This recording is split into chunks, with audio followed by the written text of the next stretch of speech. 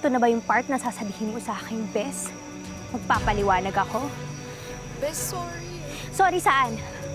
Sa kalandiang hindi mo mapigilan? O sa pangluloko mo sa best friend mo? Nasabihin ko naman sana sa'yo, kaya lang... Ano? Kailan? Kailan mo pa ako niloloko, ha? Isang buwan niya, ano bang problema sa... Iyan mo muna kami mag-usap. Bes, pag-usapan naman natin to ng maayos. Nasabihin ko naman sana sa'yo, kaya lang natakot ako na... Alam mo, huwag ka na magsalita! Huwag ka na magsalita. Baka masama ko pa yung pagmumukha mo dun sa labada. Magsama ka ng lalaking yan.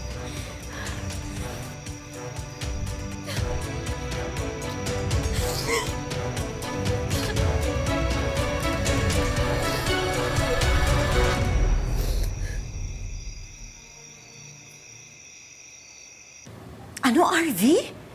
Hindi ka na naman makakapagpadala this month? Ano ba?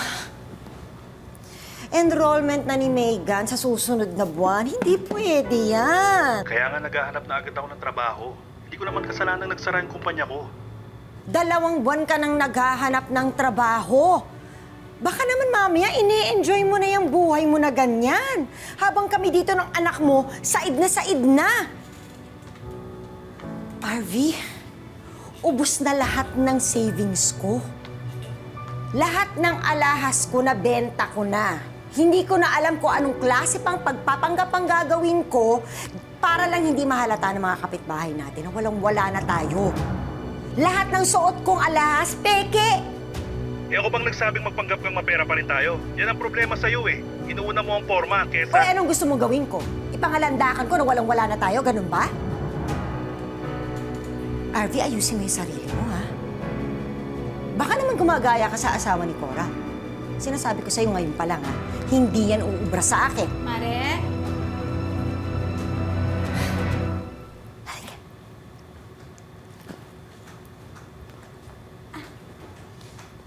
Naku naman, mahal. Ano ba yung sinasabi mo? Bag? Sus, huwag na. Dami ko ng bag. O sige, TV na lang. Sus. O sige na, ha? Tawag ka ulit, ha? Love you. Ako, itong si RV, gusto pang magregalo ng kung ano-ano. Ewan ko ba dyan? Humari na, padalaw ka. Ano? Anong balita? Ano kasi, Mm. hihiram sana ako ng pera. Iyan naman kung may sobra ka nang naman, Ano yung ka extra ba? ba? Sige, magkano? 500? 1,000? Teka. Hindi, yung pang tuition sana ni Joanna. Alam ko, medyo malaki. Oo, kasi... Yung totoo, hindi ko alam kung makakaipon ako ng 60,000 na ganong kalaki ng isang buwan para sa pang-tuition ni Joanna. Di ba pangarap talaga ng mga bata na magkasama sila sa iisang paaralan. Hindi ko alam kung kakayanin ko talaga Naku, Mare. Naku, pasensya ka na, ha? Kasi marami rin kami binabayaran ng pare mo, eh. Kabibili nga lang namin ng lupa sa probinsya. Doon tuloy na pupunta lahat ng pera namin ngayon. Pasensya na, ha? Ay, oo, gusto ka. Oo naman, magtatanong na lang ako sa ibang kakilala ko. Walang Oo. problema, ha? Oo. Bakit ba naman kasi kailangan magkapareho pa ng eskwelahan yung mga bata? Marami namang private school dyan na mas na makakamura ka. Kasi, di ba, alam mo naman, napakahirap kasi namang yung entrance exam doon sa eskwelahan na yon. Nakapasa si Joanna talagang pangarap niyang makapag-aral sa eskwelahan na yon. Sayang naman, di ba? Sayang, pero practical ba? Yan ang tanong. Ako, Mari, baka naman mamaya nagiging masyado ng maluho at maporma tong si Joanna, ha? Lalo nang alam naman niya ang sitwasyon ninyo ngayong dalawa. Di ba dapat nga naghahanap siya ng trabaho para natutulungan ka niya, di ba? Oo, tama. Oo. Sige, Di bali na, okay lang. Ako nang bahala. Walang problema. Naiintindihan ko, pero tama ka. Mare, pinapayuhan lang kita ha. Kapag maikli ang kumot, matutong mamaluktot. Huwag kang padadala sa drama ng anak mo ha. Salamat, ha? Naku, kumuha ako ng spaghetti carbonara. Meron ako nabiling imported na bacon. Naku, ang sarap-sarap. Nagluto ko kanina. Gusto mo? Ay, naku, pauwian mo si Joanna. Sige. Salamat, ha?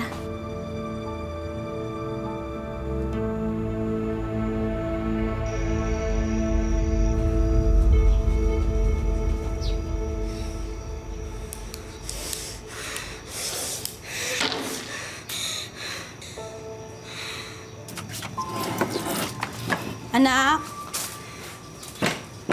Anak! May padala sa'yo ninang mo, oh. Padala na carbonara. Tak. Ito, oh. Anak, bakit? Bakit, anak? Ano nangyari? Ano nangyari sa'yo? Anong problema? Bakit ano nangyari? Anak! Ano nangyari?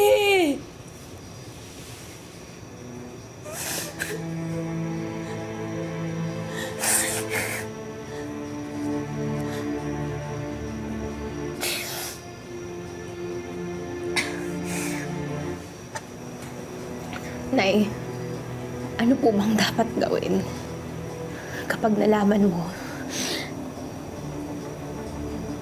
na niloloko ka lang ng kaibigan? Ano nangyari?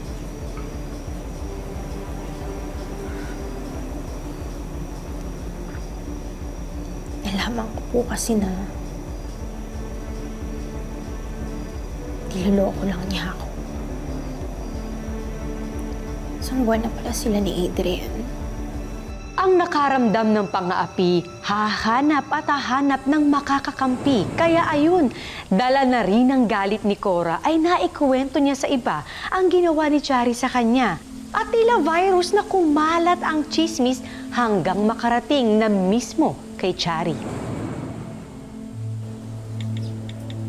Sino o order? Laing at menudo lulutuin ko bukas. Parang gusto kong umorder ng chismis, Mare. Ano ba nangyari? Ito ba yung sinabi mo tungkol sa mayabang mong kumare? Siya nga, takot malamangan. Post mo nga kung matapang ka. Na-post ko na, kanina pa. Eto oh, di mo ba nabasa? Ito yung status ko, oh. Makikilala mo talaga ang tunay mong kaibigan sa panahon ng gipitan. Hashtag feeling mayaman. Hashtag mayabang. Tag mo na, Mars. Char. Oh, ayan na. At Shari. Ang tapang naman ni Mare.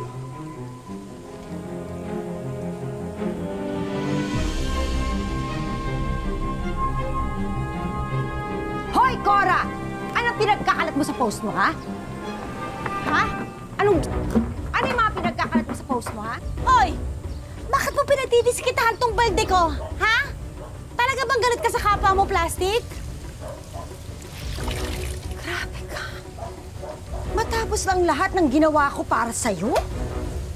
Ito pa yung pagkakalat mong chismis? Hoy! Hindi yun chismis. Totoo yun. So ganito na. Porque hindi kita pinautang. Mag-aalboroto kang ganyan. Ang kapal ng mukha mo? Ito, yan. Magsama kayo ng mga labada mong marumi! Hoy! Alam mo ba, ikaw ang sira. Kasi yung ugali mo at yung bibig mo, yun ang dapat na kinukula. Ka! Ha? Alam mo ka, ha? Ako pa ang sasaktan mo? Ha? Matapos ang lahat ng ginawa ko para sa'yo, wala kang utang na loob! Wala kang swet na kaibigan! Kala mo hindi kita lalabanan?